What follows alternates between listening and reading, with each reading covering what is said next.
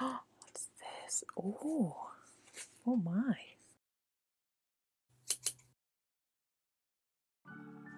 Hi, and welcome to Beth Ramsden Crafts. This week I'm happy to present my first collaboration video. Marna from Dolls Rescued has arranged for Jay from J Dolls UK, Tammy from Peace Craft Love Dolls, and myself to get together and exchange Valentine's gifts. Marna shares her doll hauls, unboxings, crafts, and great hacks for accessories on her channel. She will be exchanging gifts with Tammy, who's also been sewing and sharing her doll hauls, including her new smart doll, which I'm interested to see more of. I will be exchanging with Jay. She collects all kinds of dolls and she also shares some customizing and sewing videos too. I will leave links below to everyone's channels and their Valentine's videos, so please check them out if you haven't already. We are all designing and making a Valentine's themed outfit for Blythe doll, which we will show you the process of making, but we won't show you it modelled on our own doll. We're then sending it to our Valentine, who will show it off and model it on their own Blythe. So you will want to check out everyone's videos so you can see the making of and modelling of each outfit. Let's get started. I'm excited to see what everyone's made. Be sure and watch to the end so you can see what Jay has sent to me. Okay, here's the concept sketch for my outfit. We have a headpiece, a dress, and a pair of matching shoes, as well as an idea of the pattern shapes I'll need. And these are the dresses that inspired me, with their asymmetric skirts from the website Dress Lily. Now we can look at my pattern pieces and get started on the dress. Here they are. First, the circle skirt with its asymmetric overlay, which is cut from the same template piece here, and there's also the bodice and sleeve templates. Here are all my fabric pieces cut out, as well as pieces for the cuffs and collar. There's also a lining piece for the skirt. The bodice and skirt overlay are stretchy black jersey, and the red skirt is a shiny satin fabric. For the construction, I start with the bodice, sewing the darts into the front. I've marked the top and bottom points, and will fold the bodice over right sides facing and line up the dart before sewing. I'm hand stitching everything for this project, using backstitch predominantly to allow some stretch in the stitch for the jersey fabric.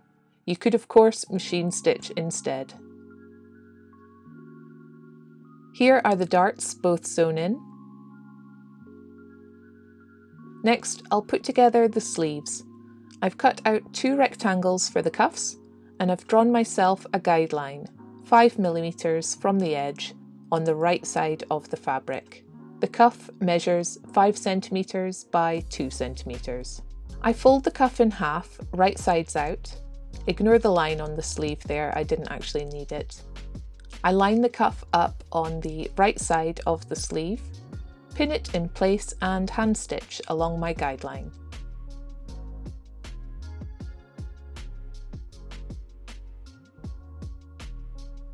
Here are both the cuffs sewn into their sleeves.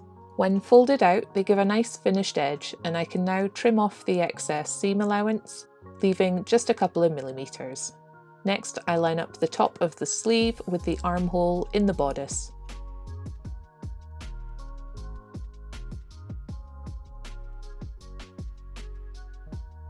I pin it in place, then sew it. Here's the first sleeve sewn in,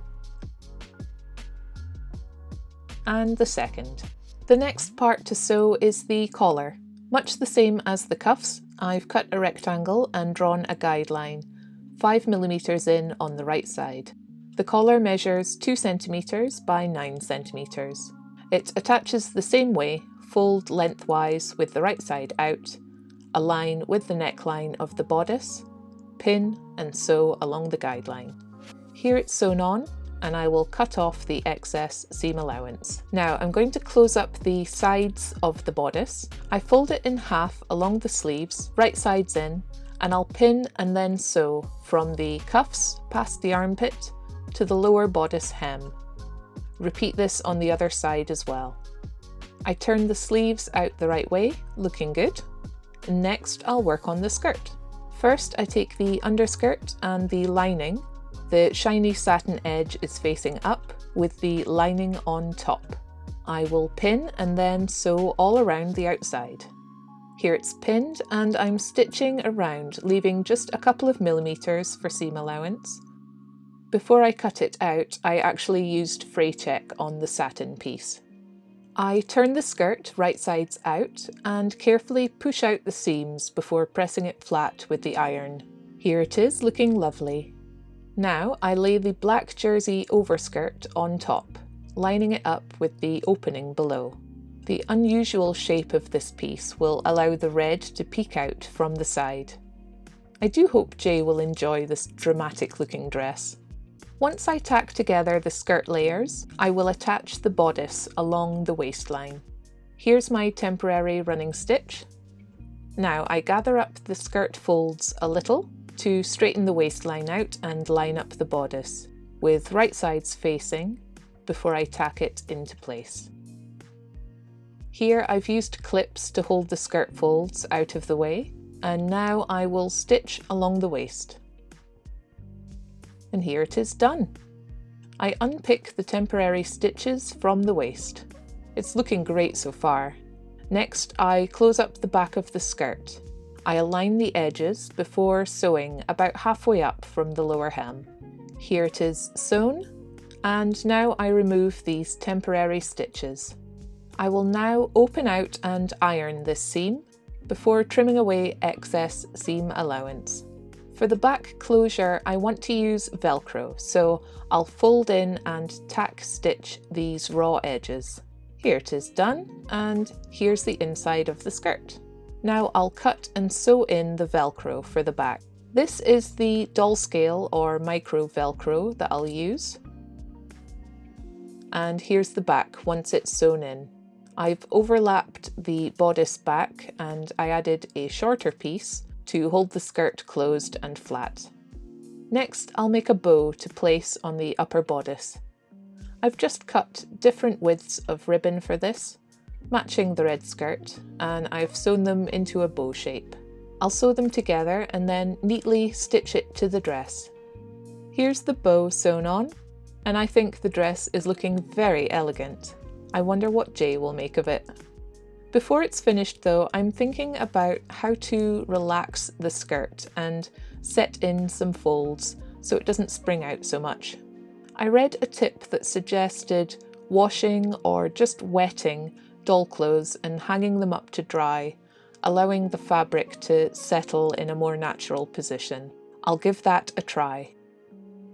Well, it really did help the skirt sit nicely, but the satin fabric was all wrinkled.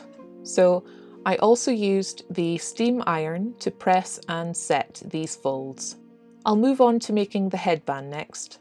I have a heart-shaped paper template and an alligator clip to use. I'm using the same satin and lining fabrics and cut some out for one heart shape from each. I've drawn on my heart shape and will sew all the way around. The right sides are facing in, and then I'll pinking shear the outline and cut a slit in the lining so I can turn it through.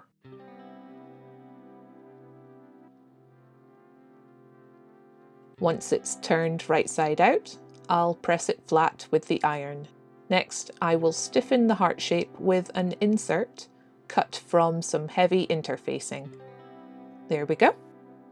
Now, to assemble my headband, I have a heart shape cut from red felt with an offset vertical slit cut into it.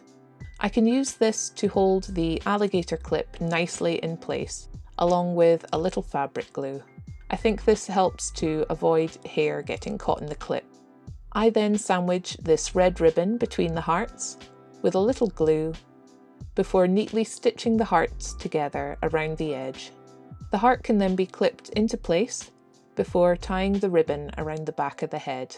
There it is, all made up, looking so sweet. I wonder what Jay will have made for me.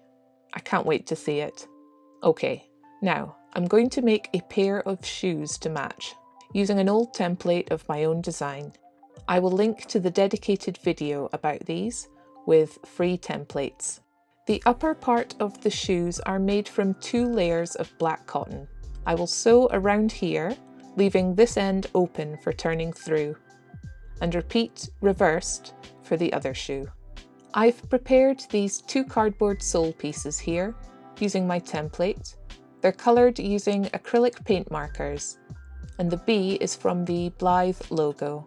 I'll glue these soles to felt and trim, leaving just 1 millimeter or 2 showing around the edge.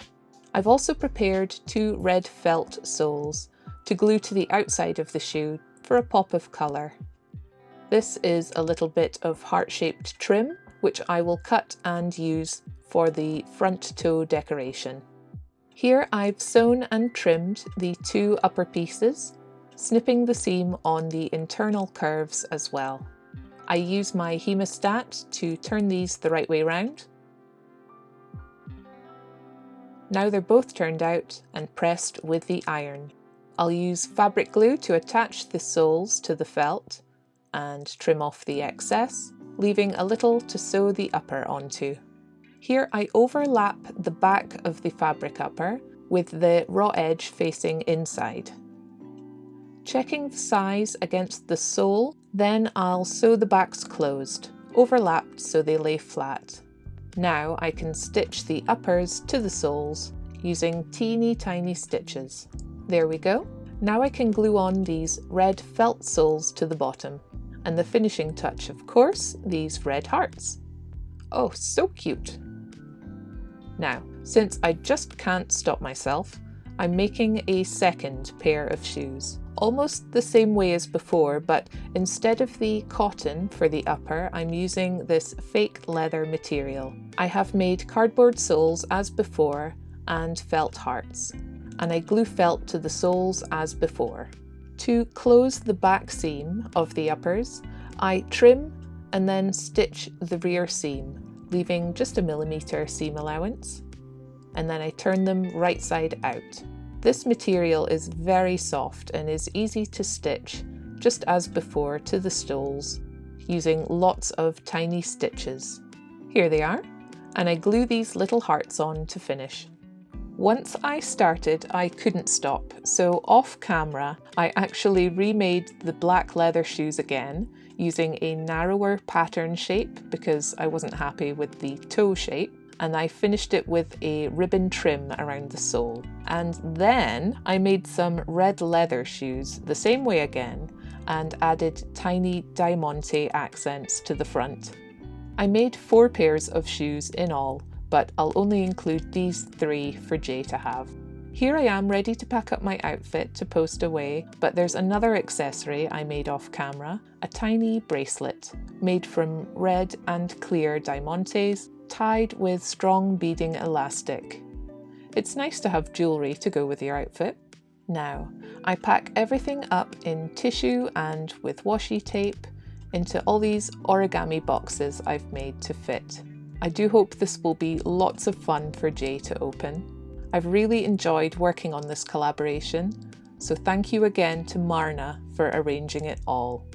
There, I'm including a little note for Jay, and one last surprise, a tiny Valentine's card for her Blythe, drawn in acrylic marker in a handmade envelope. I really hope she enjoys it. Now, I'll take this to the post office and wait for my parcel to arrive. Hi! I have now received my package from Jay in the post, and I'm able to open it now, and I'll show you what's inside.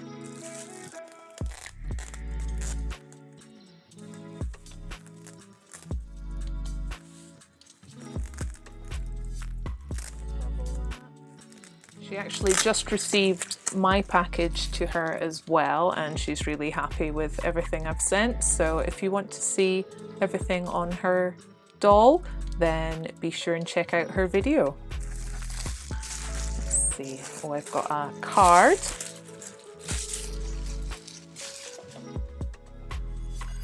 All right, let's see. Oh, lovely. Hi Beth, please find enclosed my contribution to the Blythe Valentine collab. I sincerely hope the bits and pieces I have made are to your liking. I look forward to seeing all of the videos from everyone. Love and best wishes, Jay. Thank you very much, Jay. I'm sure I'm going to enjoy it. That's a lovely card. Okay.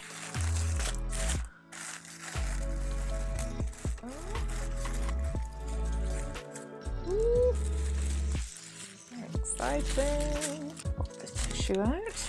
Oh, now. Okay, so I'm going to start with the smaller ones and we'll see what's what.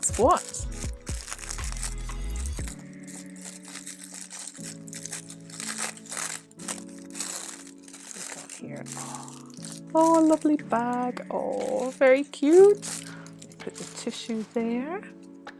Okay, I'm going to show you here, hopefully all in focus. Oh, there's more, there's things inside the bag as well. Oh, that is so cute. Oh gosh, I should have done a bag. I wish I'd done a little handbag now. Oh, that is so cute. So I've got some teeny tiny things in here. You can see me okay. Oh, I'm in the shadow of the phone. Oh, earrings. Oh, how sweet. Oh, they are lovely. Oh, very cute. We've got, I'll be sure, hopefully see them there. And I'll show you there, it's little heart-shaped earrings. Oh me.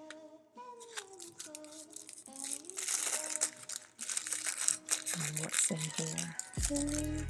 Oh, lovely. Now this will be a little necklace. Very good. Oh, that's so sweet. We have pink. I'll show you hopefully on the overhead there. And show you there. A little necklace. Now, thank you very much, Jay. I wonder how everyone's videos have gone. Can't wait to see them.